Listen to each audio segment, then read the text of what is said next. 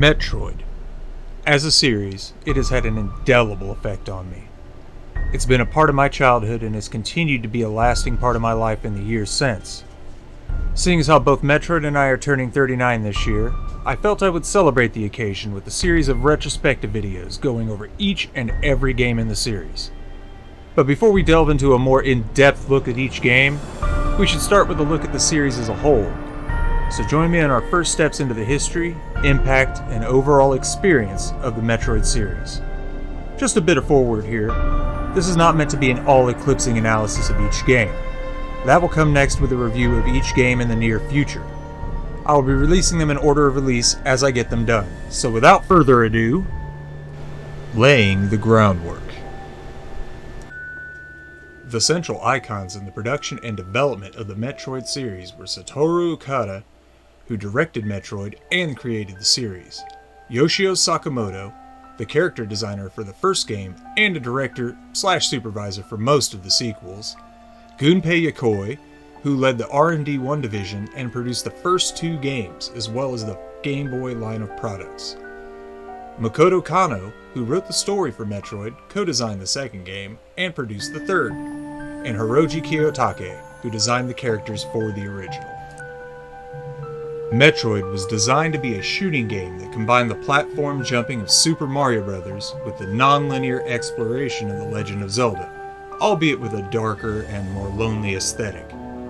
Ridley Scott's science fiction horror film Alien was an immense inspiration in the design of this world. This is where we get the always returning Ridley, after director Ridley Scott. The development staff were also influenced by the work of the film's creature designer H.R. Giger, finding his style to be fitting to the Metroid universe. But wasn't there something else about this game?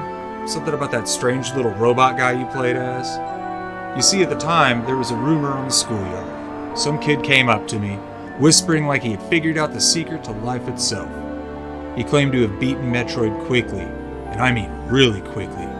And when he did, the spacesuit on the character disappeared. And that spaceman, who let me inform you that Nintendo themselves said was a he in the manual, was no man at all, but a woman. Of course we didn't believe him. Until I saw it for myself.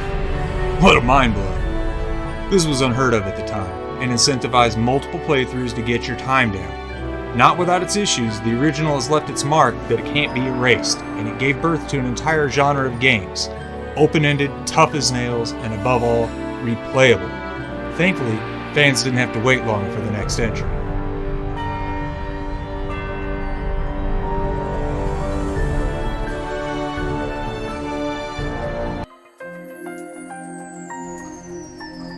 As the series continued, it would be moved on to the Game Boy console, which introduced several mechanical changes while still keeping that overall lonely feeling. This was actually my first experience with the series.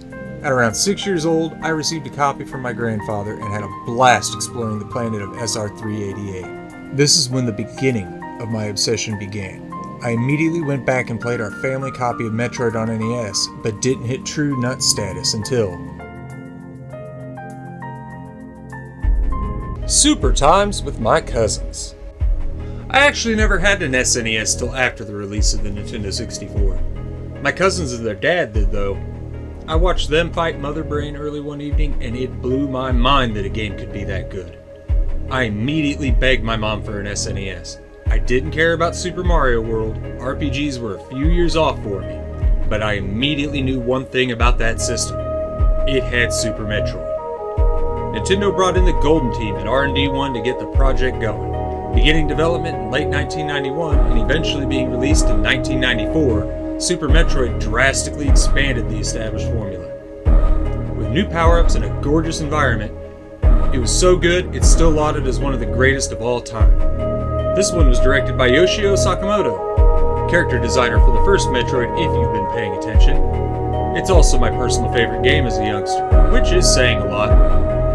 I'm not alone either, as Super Metroid is also credited as the game to make speedrunning build steam. A little after release, Nintendo released Gunpei Yokoi's swan song, The Virtual Boy. Due to sales, it was eventually discontinued a year later. Sadly, Gunpei left the company and passed away in a car wreck shortly after, and we lost a great inventor in mind. The waiting game! After Super Metroid, I was excited for the eventual announcement of a Metroid game for the Nintendo 64. But it never happened. We got Samus and Smash Brothers though, which was nice. It was grueling 7 years before we got news of a new entry, but in 2002 we got what we had so rabidly cried for, and Nintendo went to the handheld realm once again with the release of Metroid Fusion. Fusion, Zero Mission, and the trials of breaking tradition. Being a day one purchaser of this game, and every game since if I'm being honest, I was obviously excited to pop this into my non-backlit GBA. Once again directed by Sakamoto, it marked a huge tonal shift for the series. It went from a lonely experience to a more story-driven type of game. Whereas each of the other games set you on a solo mission across a planet, this one brings you to a space station. A research lab if we're being technical. You're not alone this time either, for better or worse. Your ship's onboard AI will guide you on your quest to eradicate the X-Parasites, which are only a threat because of our previous exploits in Metroid 2. While it still felt like the Metroid we loved, the lack of true exploration, introduction, and hand-holding made it polarizing to say the least. It sold well, which surprisingly was a first for the series. Makes that infamous N64 gap make sense in the end, I suppose, but Fusion only scratched an itch for me at the time. It wasn't until I got the next game in the series where I was truly floored with the next-gen game. It was pretty primed, if you get my drift. But before we move on to the next trilogy, let's discuss another handheld title that came out 2 short years later. In 2004, Nintendo released Metroid Zero Mission for the Game Boy Advance. It was a remake of the original Metroid from NES and Famicom, but went above and beyond what was expected. It featured all the content from the original, with all the gameplay tweaks and quality of life additions from the later games. It also added new Mission 1 weapons and power-ups from said later games, as well as a whole new ending area. Zero Mission went hard in all the right ways, and deserves its place as a replacement for Metroid 1.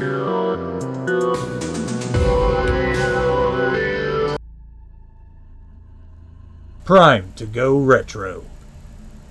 Back on the GameCube, Nintendo was too busy making trailers for a bunch of games that never materialized, at least in the GameCube generation.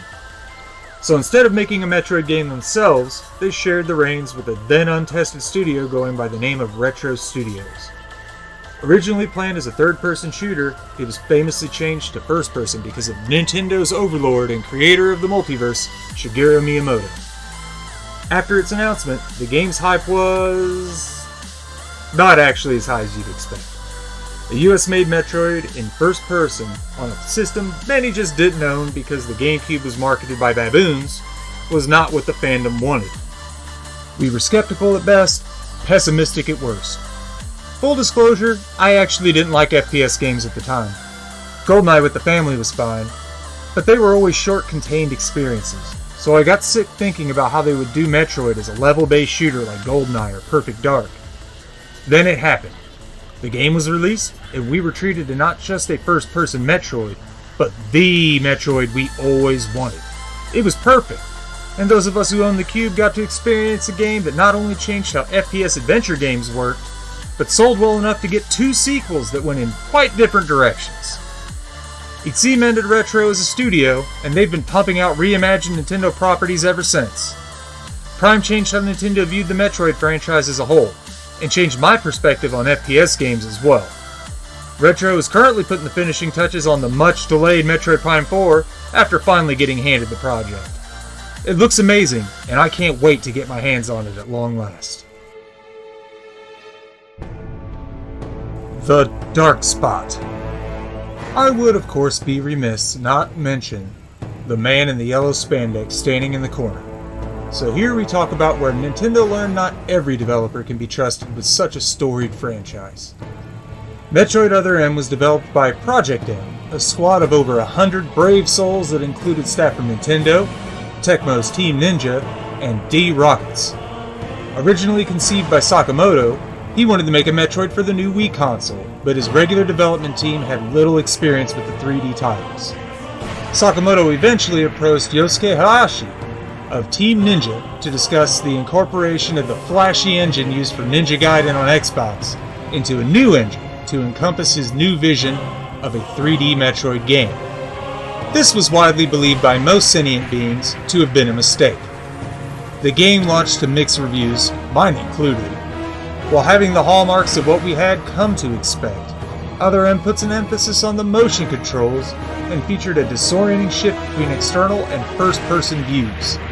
This, with the shift in focus to story, made a Metroid most steer clear of. It just missed the mark and put Samus into hypersleep to recuperate before they needed her again. Samus Returns. Metroid Samus Returns, developed by the Spanish studio Mercury Steam with Nintendo EPD as backup this time around.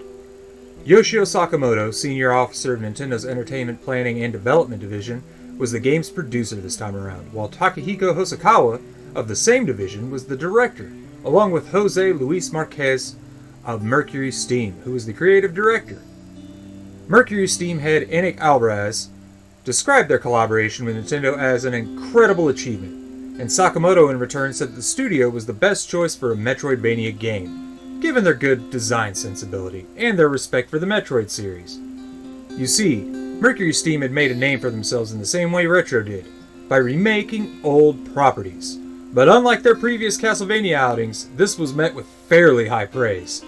As a remake of Metroid 2, they could have easily followed Zero Mission's example and just stuck to the basics, fixing what needed fixed, and adding what they could.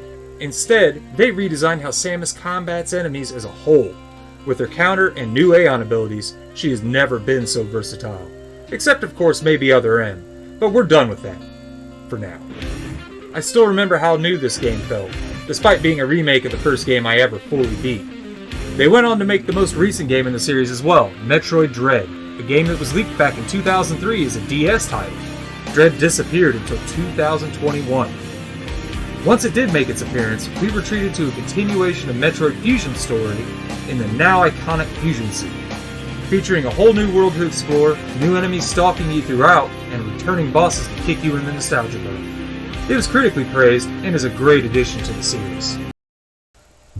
The Metroid series has gone down as an industry standard in my lifetime. I used to get made fun of for drawing maps of Zebes and SR-388 in school. Now those same folk are eagerly awaiting Prime 4, according to Facebook. It's not only my favorite franchise, it's the one that made me the gamer I am today. I plan to show it the proper respect by reviewing every game in the series, including the more obscure games not mentioned here. Looking at you, Federation Force, Hunters, Pinball, etc. I hope you guys tune in when we get them up. It is my first video and all. So if you like what I'm selling, consider hitting that like and subscribe button for me. It'll keep you up to date with the channel and notify you when the next videos come out. I hope to see you guys again soon. This has been Dan. And remember to level up your life.